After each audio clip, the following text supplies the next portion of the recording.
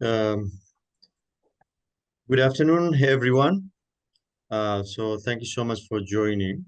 For the one who are asking about CLE credit, so I will show you the code at the end of the talk, so you can either um, take a photo or write down the code, and then you have a chance to add to your credit. So thank you so much. Good afternoon, everyone. So at the beginning, I'm going to introduce our speaker. And after 40 minutes talk, then we have a Q&A, and Tracy will moderate the question and discussion. So thank you so much for everyone to join us. My name is Karaman Hassan. I'm a research scholar at Center for Environment, Energy, and Natural Resource Center at University of Houston Law Center, and I will teach international environmental law in spring. So today it's my great pleasure to welcome you to launch our new webinar series, flagship flagship initiative under Inner Center at the University of Houston Law Center. So this series aims to foster critical discussion and provide platform for leading voices on some of the most pressing issues of our time, particularly those at the intersection of law policy and environmental stewardship. So today marks at the beginning of what we hope will be engaging transformative series of our first webinar. And the tone of this topic is both timely and pivotal, which is the future of our climate policy, shifting from emission regulation to energy transition. We are honored to have our distinguished speaker, Professor Daniel Farber, one of the foremost thought leader in environmental law, climate change law, and policy. Professor Farber holds a prestigious Sato Professor of Law at the University of California, Berkeley, where he also served as the faculty director of the two very significant centers, the Center for Law, Energy and Environment. In addition, he is playing a key leadership role in the newly established Berkeley Center on Law and Democracy. So this exciting initiative promises to bridge a gap between legal scholarship and democratic resilience. Professor Farber's career reflects a profound dedication to advancing frontiers of environmental law. He's a member of American Academy of Arts, a distinction that underscores his immense contribution to the field. His insights and leadership has been instrumental in shaping both academic thoughts and practical approaches to law, energy, and environmental challenges. Professor Farber has published hundreds of journal articles, and he is also an author for several key books, including Contested Ground, How to Understand the Limits of Presidential Power, which was published by UC Press in 2021.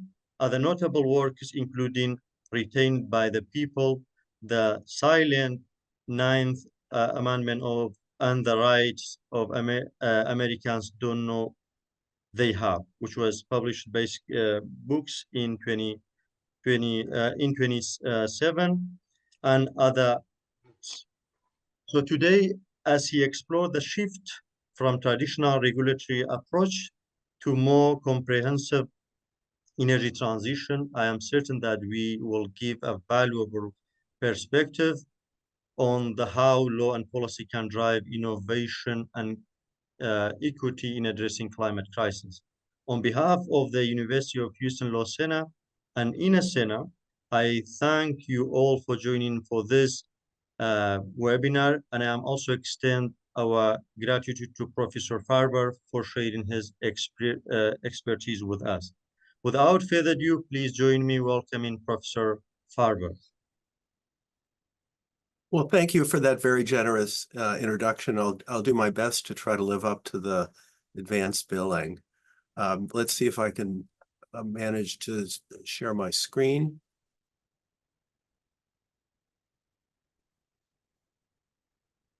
Okay. So my topic is forward-facing climate policy. What I mean by that hopefully will become clearer as I go along. But the basic idea is to think about the goals that we're trying to achieve in terms of what kind of energy system, what kind of environmental law do we have down the road, rather than focusing so heavily on the world of fossil fuels that we're trying to leave behind, or at least limit it in many ways. So I think one way of putting this in perspective is to start with 4 big events that happened in a little over a year. Beginning in November 2021, the bipartisan infrastructure law invested about $150 billion to reduce transportation emissions. This was part of a much larger bill that included, of course, a lot of money for things like bridges and road repair. In June 20, the following year, the Supreme Court struck down Obama's Clean Power Plan. That's something I'll say a little bit more about later. And then, about 6 weeks after that, the Senate passed the CHIPS and Science Act, which is, of course, primarily about semiconductors and related issues like AI, but also embedded billions in clean energy research and development. And then the sort of crescendo on August 16th, just about 3 months after the, 2 months after the Supreme Court's opinion, Congress passed the Inflation Reduction Act, which provided $369 billion in new climate funding.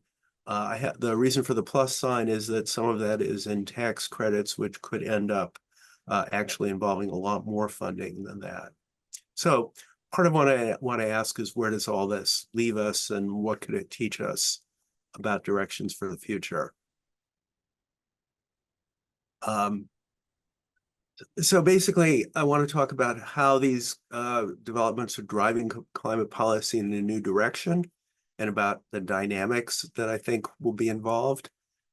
And I want to argue in favor, as I said right at the beginning, of reframing climate policy with the energy transition front and center, which means thinking a lot about how we're building a new energy system, as well as how we're leaving the old one.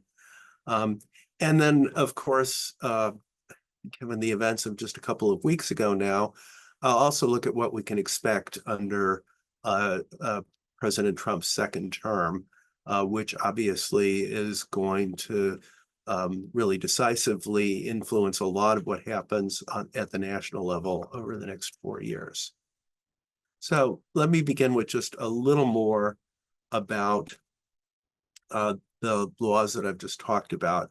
The slides have more detail, but I'm not necessarily going to go into it all verbally. Industrial policy is sort of a deliberate government effort to begin and grow new industries, such as clean energy in the US. And the 3 laws that I've already mentioned really are best seen as part of an industrial policy initiative. So I said the infrastructure law had provisions to decarbonize or reduce carbon, at least from transportation. And this sort of unpacks that a little bit. A lot of money for public transit, ferries, buses, and rail, including some for electrifying those. Better safety for walkers and bikes to try to get people out of their cars. Money for charging stations, which has gotten off to a very slow start, but we'll see if they succeed in getting more money out the door in the next couple of months. And money for energy storage. And then also, very importantly, $15 billion for grid resilience, which includes improving transportation in the form of loans and grants. Including money for including transmission in the form of loans and grants. That's important because even if the sun isn't shining in one place, it may be shining a few hundred miles down the road. So it's really important to be able to move power around pretty easily. And for that, we need more transmission. Next is the Chips and Sciences Act, which provides funding for energy R&D, including various clean energy technologies like improved solar, hydrogen, nuclear, carbon removal, and building efficiency. Building efficiency is sort of one of the frontiers that we need to look at because a lot of energy gets consumed in buildings. If we can reduce that, we also reduce the need to rely on some of our existing fossil fuel plants. And then that brings us to the Inflation Reduction Act. So there's $260 billion in clean energy tax credits of various kinds. The IRS spent a considerable amount of time working out the details of how these tax credits will work. But I think all of that has now been done. There are $80 billion in rebates for electric vehicles, which is one of the most controversial parts of the act. Money to encourage use of green energy at home, rooftop solar, heat pumps, etc. $1.5 billion in rewards for cutting methane emissions, and a $27 billion green bank, which actually turns out to be more than one green bank, that will be charged with making loans to promote clean energy projects. So $1 billion is a lot of money from our individual point of view. It's not a huge amount of money in the federal budget, but all of this starts to add up to a real shot in the arm for investment in clean energy. And I'm going to show you sort of a series of figures to show what's going on in that space. But I'm just going to start with a simple one here.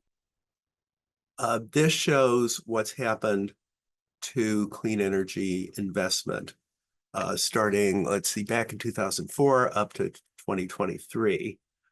And it's broken down.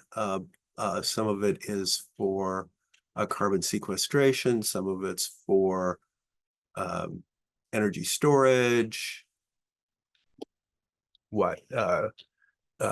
power grids, a whole bunch of different types of uses. And what you can see here is that starting actually in about 2000 with some funding from, I think, the stimulus bill, we've started to see a real acceleration in investment in this sector. So like investment in 2023 was nearly twice as high as it had been in 2018 before COVID, right? So this is a pretty remarkable acceleration over a relatively short period of time.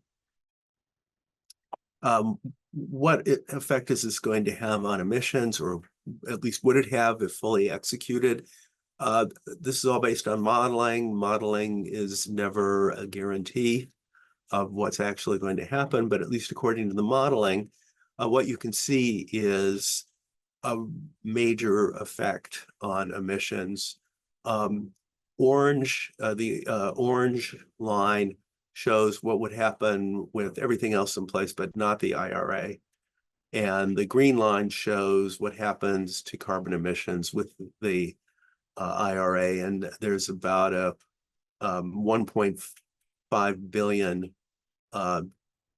metric ton reduction based on the IRA. This is by the sort of endpoint of 2030. So really pretty substantial impact.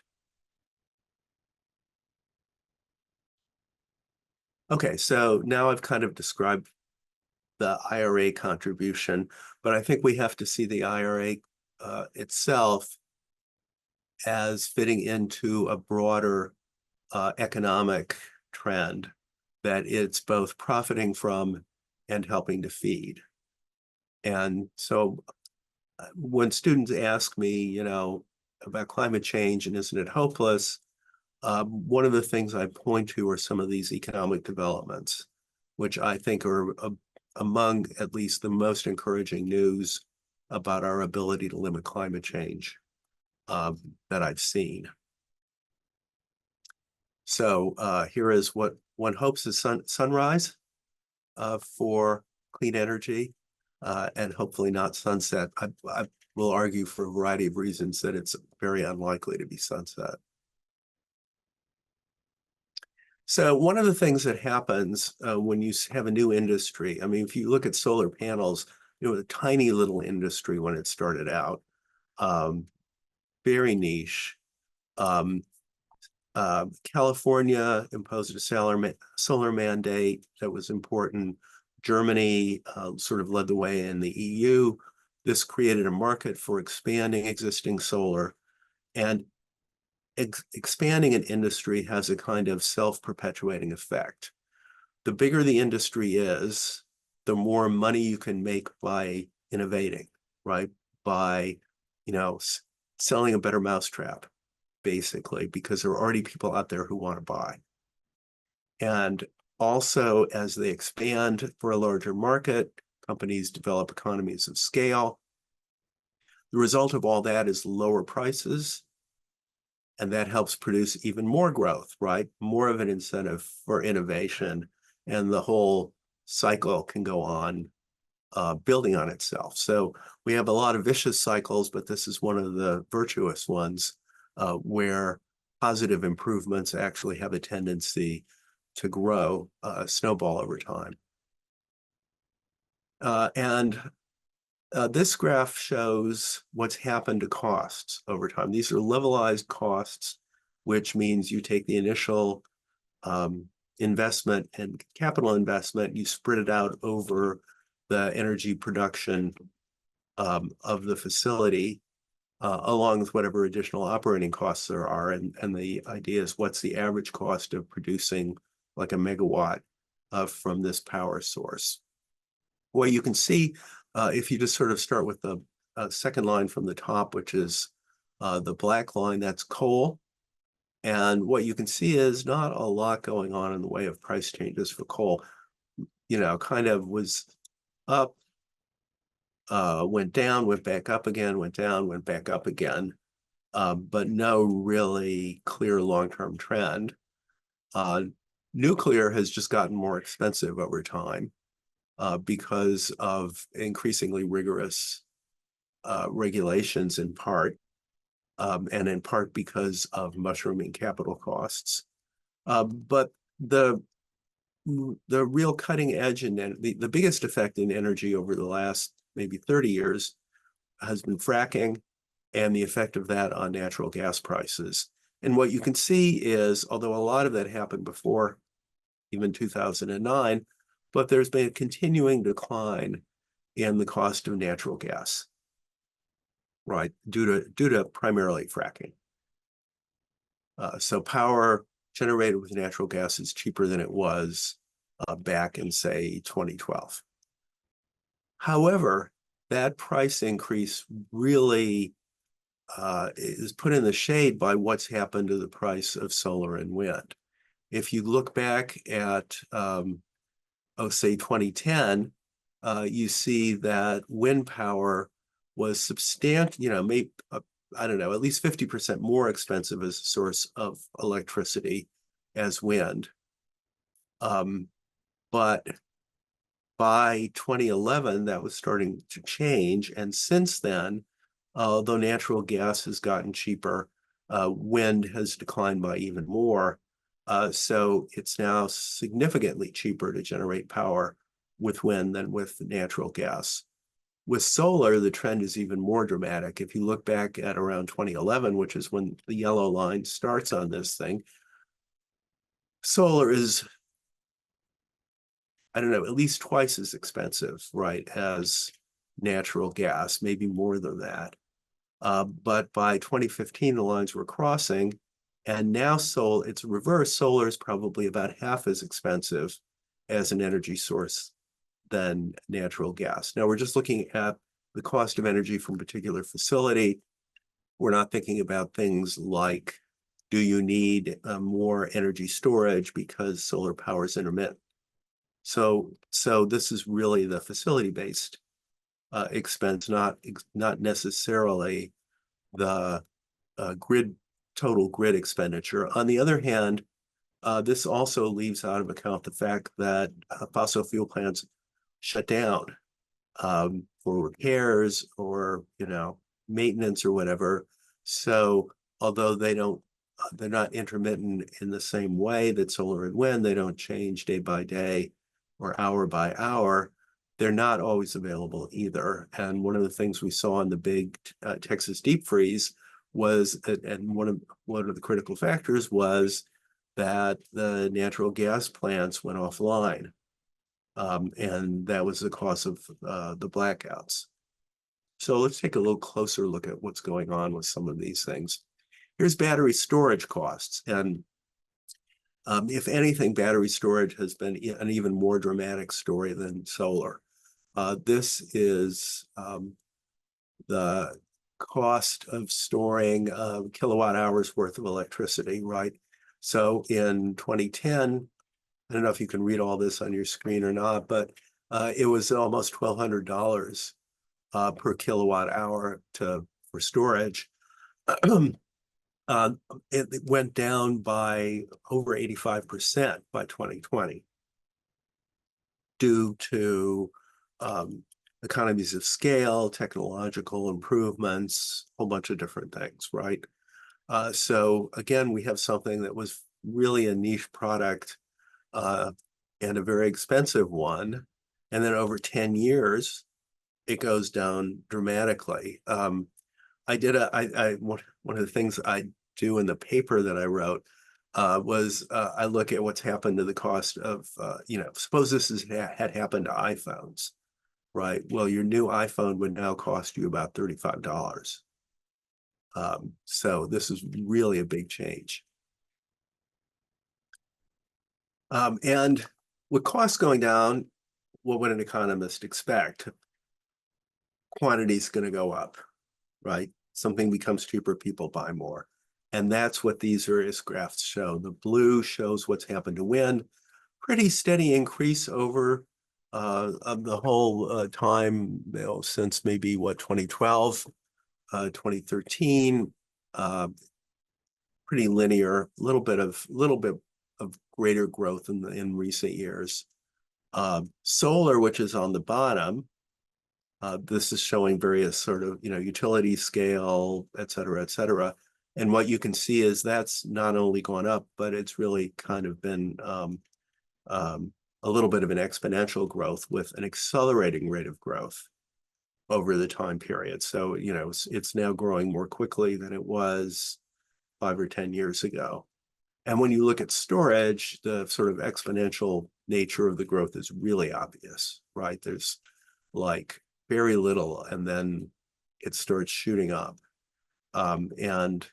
The figures, none of this stuff goes through 2024. Up through about the third quarter, things remain very strong. People kind of were holding back on investments a little bit in the fourth quarter, and we'll have to kind of see what happens after that. So I guess one question is, well, what does Trump do to all these trends? I think some of this is really just beyond his control, right? It's driven by technological innovation, which the government has been helping, but which is partly just, what's going on at startups in Silicon Valley and elsewhere across the country, and by market forces from economies of scale and so forth. Repealing the three big spending bills could slow the trends. But I think it's very unlikely that much will be repealed, if anything, from the Infrastructure Act and the CHIPS law. They were bipartisan with some significant numbers of Republican voters. I think doing anything in the way of a large-scale repeal would be extremely difficult. I'll talk about the IRA and what might be vulnerable there later, but I'm not sure that I think a lot of the effects for these spending bills are going to continue. And of course, the Biden administration was aware all along that there was no guarantee about the outcome of the next election. So they've been doing their very best to get money out the door. And once it's out the door, it's pretty much gone in terms of the government's ability to recall it. To the extent there's a threat from Trump, I think actually one of the biggest ones is indirect, which would, if he carries through on his threats to do big across the board increases in tariffs and even bigger increases on China, that would have a disruptive effect on a lot of the economy, including the energy sector. For example, high tariffs on steel would really impact the oil and gas industry.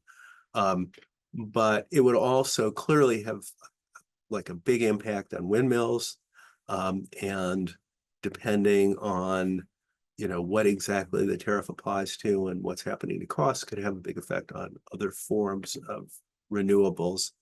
I don't think that would be permanent, partly because of the incentive to develop US substitutes, but it could certainly set things back a bit.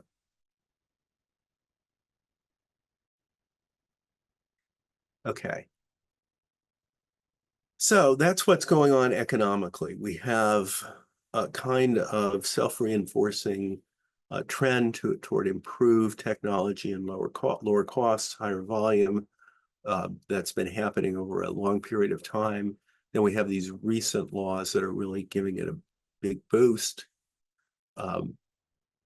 And none of that really involves what the government's doing in other ways, like is EPA regulating carbon emissions from vehicles or from coal, power plants, or are they not doing it? What kind of regulations are they doing? That's kind of all off to the side. But clearly, for example, if the Biden regulations had gone into effect, they would have given an additional push to the system. So one of my colleagues and is part of a research group with some political scientists and others. And one of the things they've looked at is the growth of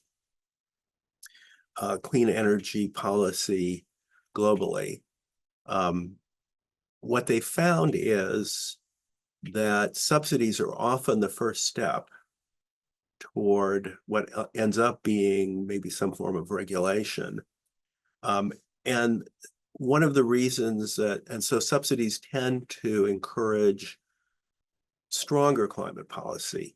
One of the reasons for that is, and this is something that certainly people who work in the area are familiar with, they nurture the growth of new interest groups, right?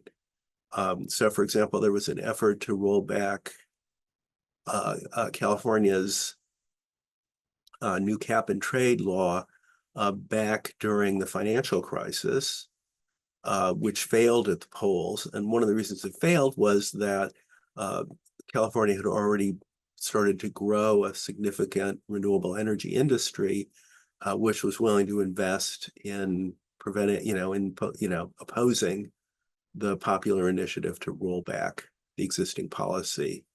And green industries are also political allies in developing more stringent climate policy. So the way they summarize this is to say carrots buy sticks, right? If you provide carrots at the beginning and help grow these industries, they can be there to help support stronger regulation in the future. I think one way of reading this paper could be to say that subsidies are really what we need and don't worry about regulation. I don't think that's true, but I think that there's a kind of synergism between them that's important.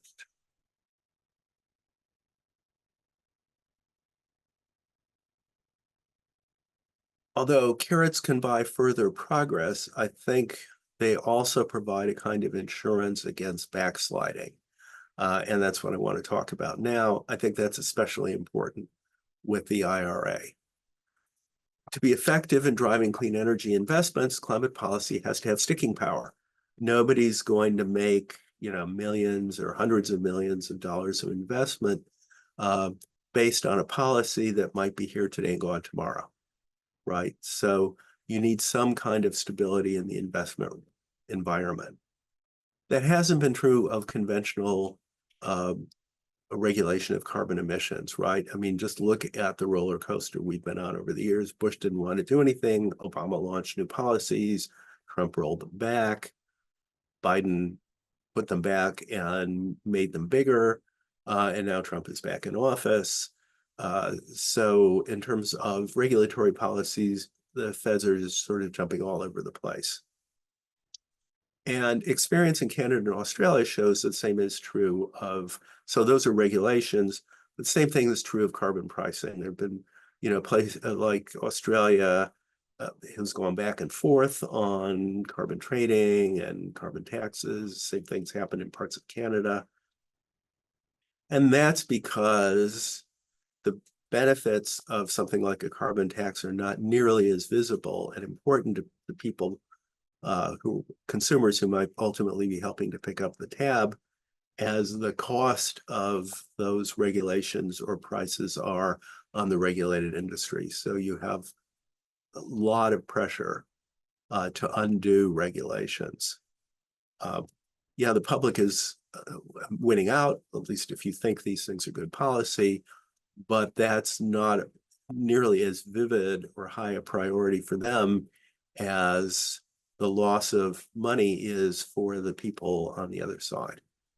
On the other hand, for better or worse, subsidies tend to stick, right? I mean, we started doing farm subsidies in the 1930s. Farm sectors changed enormously. The economies changed enormously. We've played around with different ways of doing subsidies, but they're still there. Now, this can be good or it can be bad. It's bad if the subsidies are a bad idea, and then it's hard to get rid of them. But if the subsidies are doing something socially valuable, the fact that they're sticky is all to the good. And at least from my point of view, that's what is likely to happen with the Inflation Reduction Act. So I've been talking kind of fast, so I want to try to force myself to slow down just a little bit for this next part. If you look at where money has been going under the Inflation Reduction Act, it's kind of an interesting geography.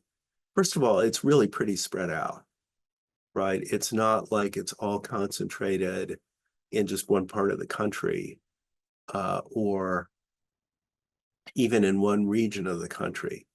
There's some big areas where there's not much going on, but that's partly because nobody's living there. And so, not an easy place to build a factory.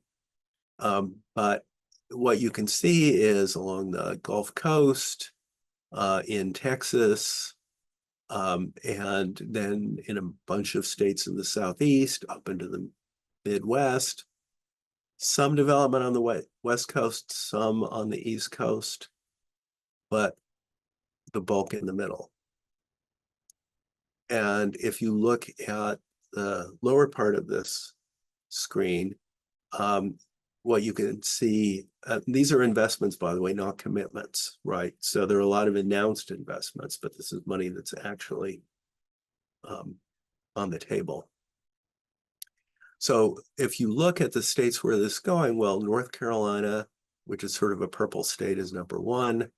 Georgia, kind of purple too. South Carolina, deep red. Michigan, swing state.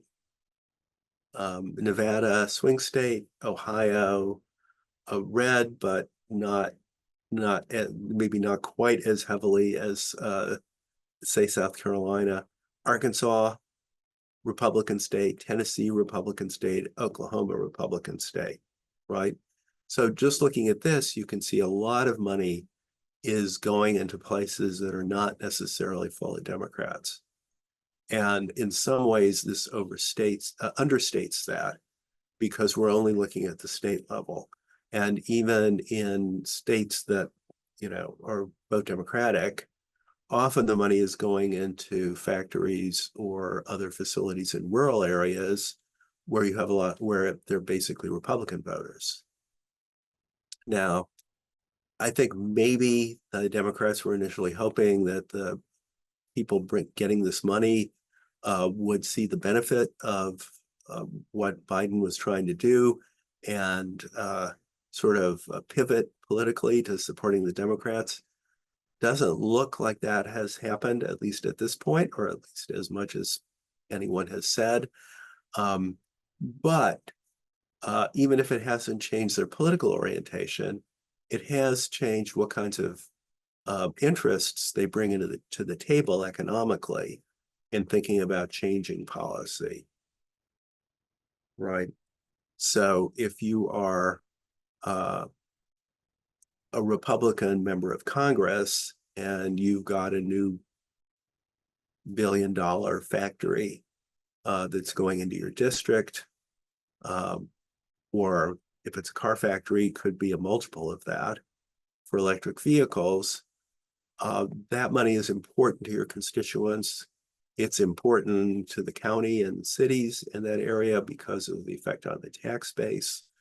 And it's something that you might think twice about yanking away, right? And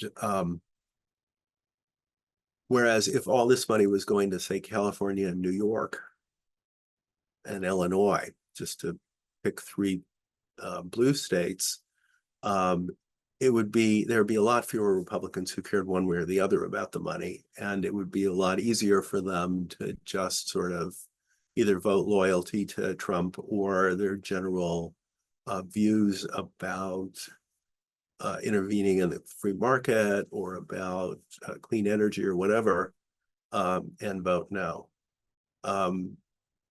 The graphic also estimates about 80,000 jobs. If you compare that to total US employment, it's not that much, but if you compare it to the employment in a given congressional district, you start talking about some real impacts.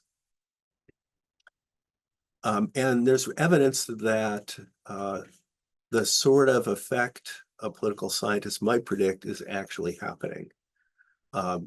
In August, 18 Republican House members wrote the Speaker publicly to say that repealing IRA tax credits could undermine growth in the energy sector. So they were urging caution about undoing the IRA. This earned them a rebuke from the House Freedom Caucus, which would like to repeal it entirely. We don't know for sure what the balance of power in the House is going to be, but it's going to be a lot closer than 18 votes.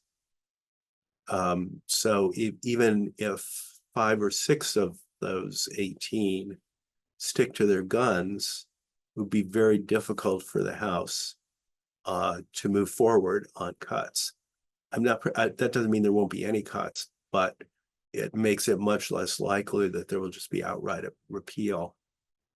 And then in September, House Speaker Mike Johnson said, you've got to use a scalpel and not a sledgehammer. That's pretty notable because the House GOP style has, I think, sometimes featured a lot of sledgehammers. And the admission that a more careful, discriminating approach is going to be necessary, I think, is a significant concession.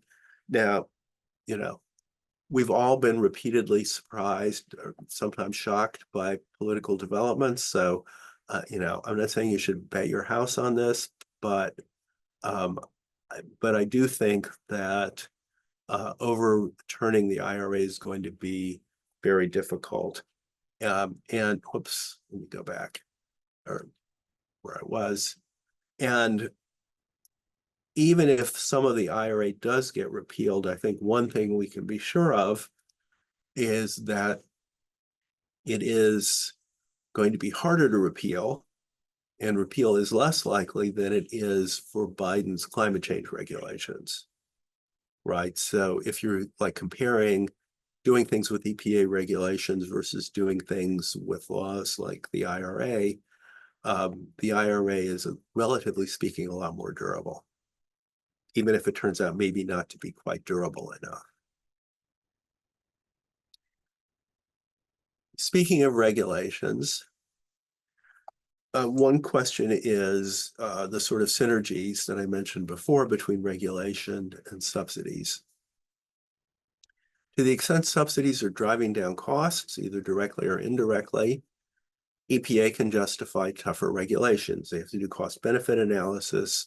Many of the regs are regulatory statutes are keyed to the feasibility of regulation.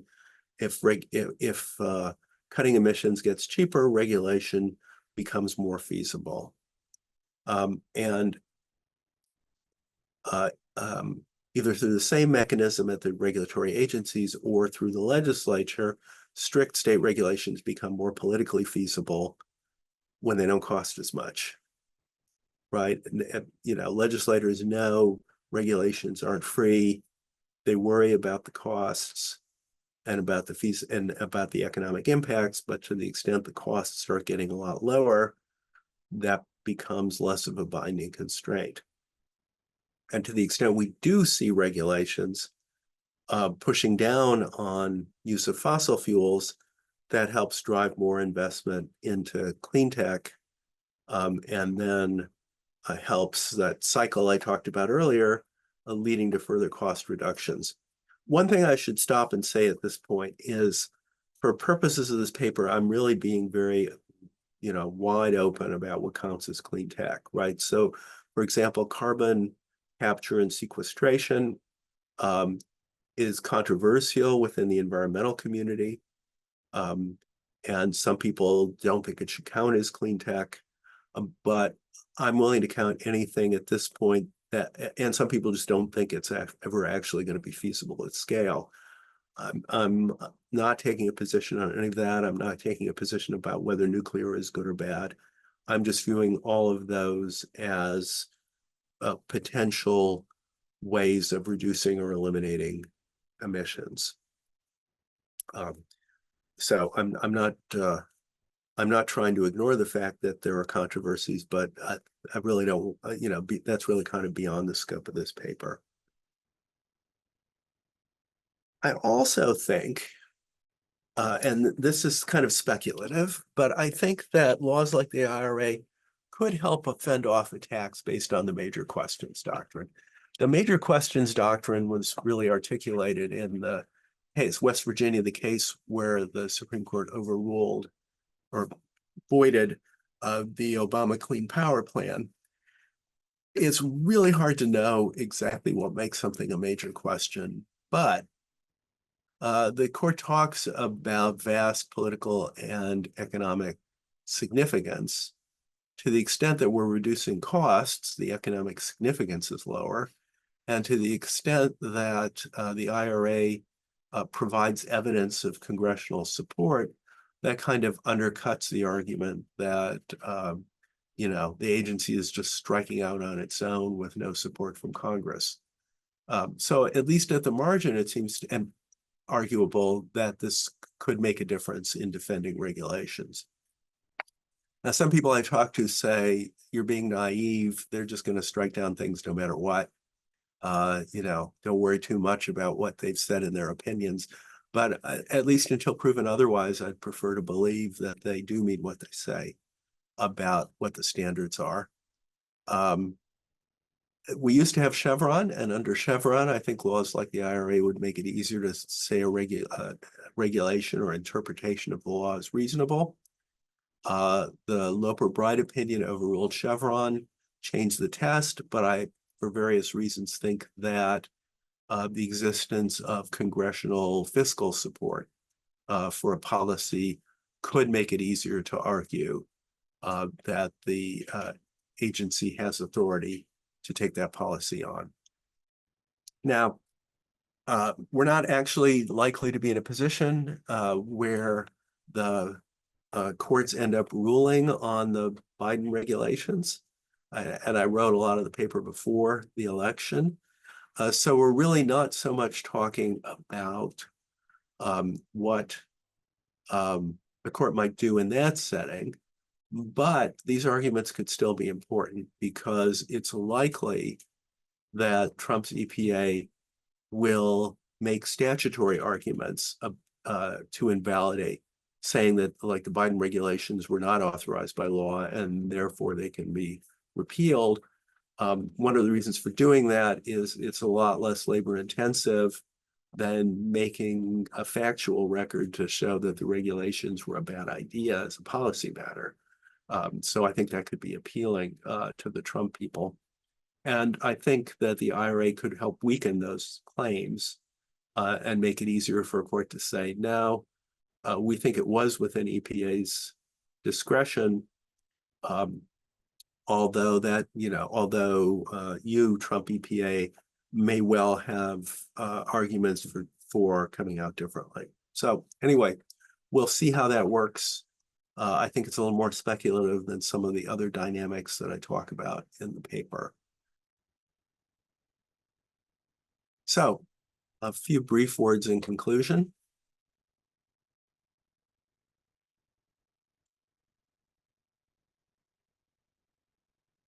One of the uncertainties is what happens in Congress. Will the Biden spending troika, the three laws that I've talked about, survive under Trump? We're in a period where things are somewhat unstable, hard to make really firm predictions. It's possible that Trump's grip on the GOP will be strong enough to force them to overturn laws that provide large benefits to their own constituents, right? Ideology can trump, not to make a pun, economic interests. I'm betting against that, but it's not a sure thing. On the other hand, it's an old gambler's adage that anyone who offers you a sure thing is trying to do a con. So not a sure thing, but I think very likely that these laws will largely survive. And it's for sure that these laws have a better chance of survival than Biden's EPA regulations. Economists tend to think of this, like I saw an article about subsidies and it said in the introduction, there's a claim that these subsidies are useful politically. And that was sort of the last article ever talked about it. It just went on to an economic analysis. But I think political dynamics have to be front and center because climate policy, we cannot count on the idea that if we put in the ideal regulations or the ideal cap and trade scheme or whatever you might favor, that's going to stick. And we have to be thinking about how can we make climate policy durable. I think there are a variety of reasons why reframing in terms of building the new energy system is better. I make an analogy in the paper between, if you find out that you've got dry rot in your kitchen, you're going to want to tear it out and put in a new kitchen. But the idea is not just to get rid of the dry rot, it's to have the new kitchen. And so it's not just to get rid of the environmental problems of the current energy system. It's to have an energy system that will be newer and better in the future. And I think a lot of our focus has to be on that. Building the new energy system is going to be difficult. There are a lot of challenges. It's going to take a lot of energy. And frankly, we're not going to phase out the old system unless we've got something to replace it with. Some people think people could live much simpler lives. They could stop using all this power and driving everywhere, et cetera, et cetera. I don't think that's realistic for large numbers. And some people, yeah, maybe, but I don't think society as a whole is going to embrace that. So we're going to need energy. And in fact, it looks like we may need more energy than ever due to AI. We're not going to get rid of reliance on old energy sources, despite their pollution and environmental problems, until we can show people that there's something to replace it. And I think it also encourages a focus on system dynamics more broadly, rather than focusing on just one industry, fossil fuels, and what's going on there. So with all that, let me see if I can cut off the screen share, and then we at least have 10 minutes, I guess, for Q&A. So I'm looking forward to hearing people's reactions. There we go. Great. Thank you so much, Dan. For those who've joined a bit late, just to introduce myself, I'm Tracy Hester. I'm a professor at the University of Houston, and I'll be moderating the Q&A portion. Also wanted to briefly alert everyone that Dr. Hassan has put up the Q code for CLE credit. And if you have questions, please post them into the chat, and we will try to moderate and get as many questions to Professor Farber as we can before our time runs out in 10 minutes. And I'll resist the urge to tell stories about Dan now and just instead turn to immediately to questions. And thank you for a fabulous presentation.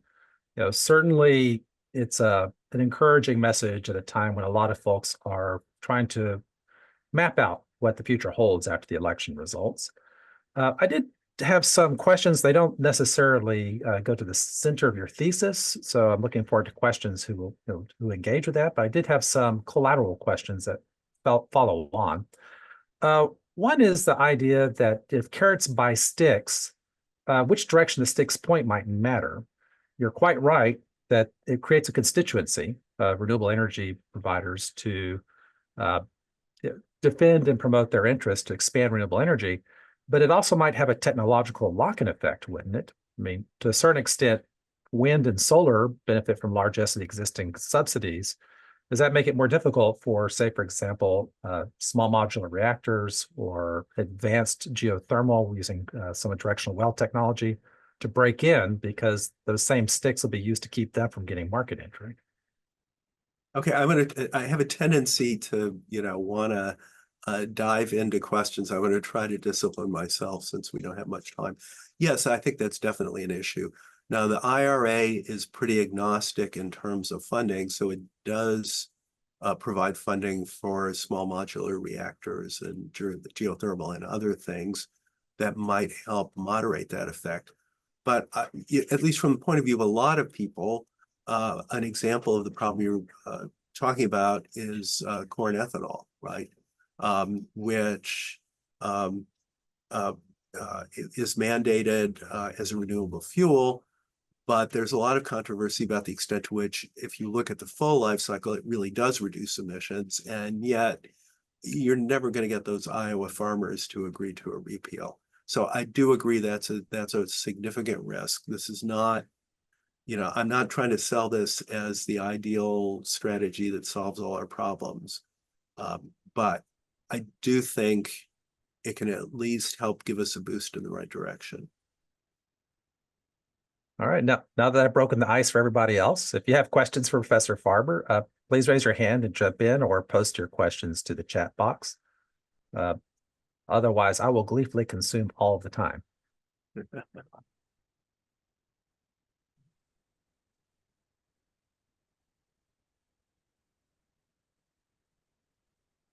All right, Etienne Durand, do you have a question? And as you pose it, be sure to turn on your mic, and you may want to turn your camera too.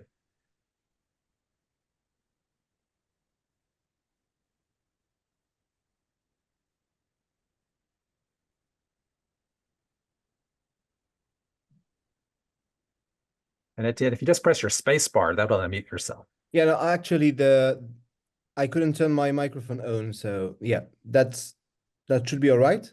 Can you hear me? We can hear you. Can you see me? Yes. Yes. Okay, perfect.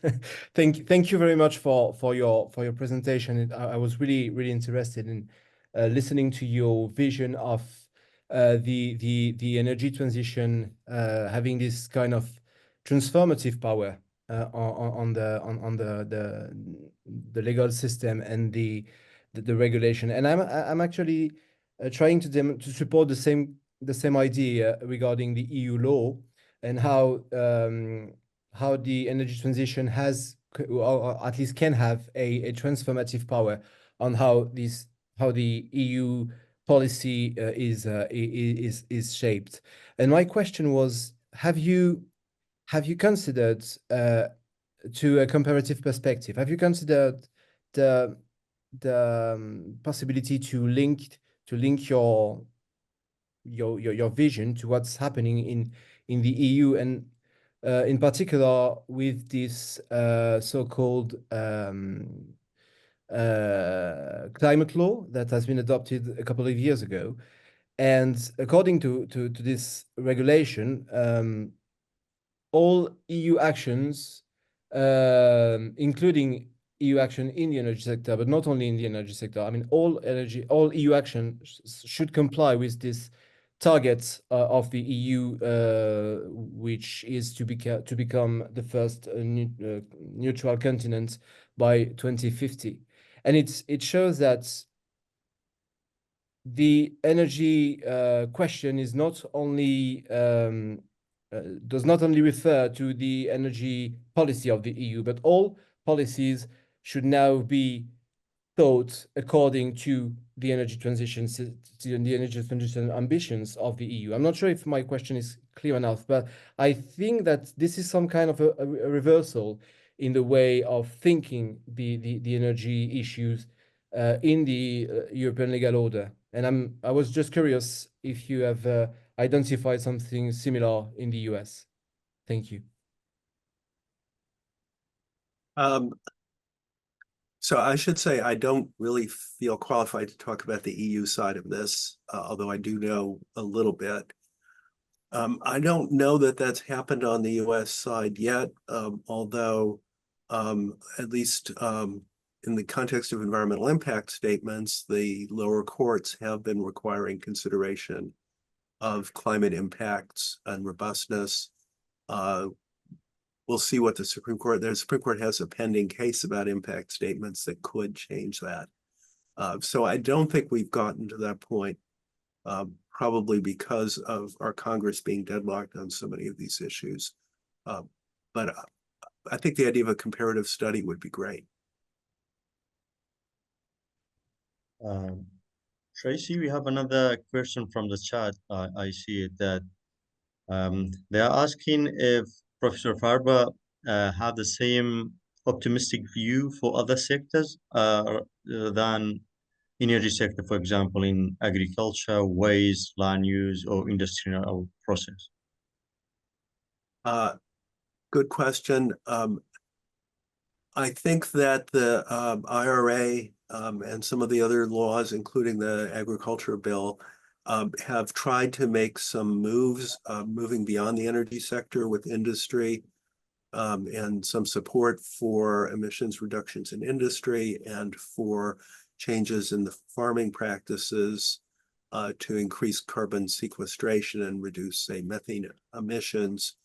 But I think the focus so far clearly has been on the energy sector. And obviously those other things are going to be important. All right. I do note that the hour is getting late, so we have time for maybe one more question. While the questions are being brought in, I did want to also remind everybody that the CLE code was posted. If you still need it, we can post it again. And also to make sure no one logs off early, Carmen, I didn't know if you were in a position at some point we could announce our next speaker and date as well. So unfortunately, I am not getting the chat messages. So Carmen, if you can see any other questions, do we have any others in queue? Otherwise, I'll ask one that I have. No, that was the only question in the chat. Well, then my question, I can't resist it. We are talking about using these forces to transition the energy system. I was wondering if your thesis also encompasses transformation of the grid as well. A lot of discussion we're having here in Houston is not only about the source change, but also decentralizing the grid to have a lot more on-site generation of power, on-site use of carbon capture.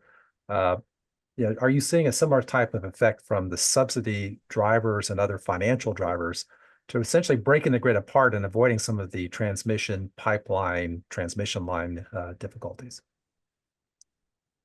It's a good question and one that I haven't really thought about. The laws do contain some provisions encouraging FERC to think about transmission improvements that I think are not necessarily limited to new transmission lines, but can include various kinds of upgrades. I don't think that these laws were really as far as I know, they're really, these are really massive laws. There could well be things I don't know about. I don't know that there's anything in there like specifically about, for example, use of AI to balance power loads better or identify outages or, deal with reliability. So that could be another factor. I do think at least some of the money will go to distributed resources like solar or battery storage. That could make either mini grids or just decentralizing down to the consumer level more feasible. But maybe that's something where the administration would be interested. And I think that may go down for the understatement for the hour.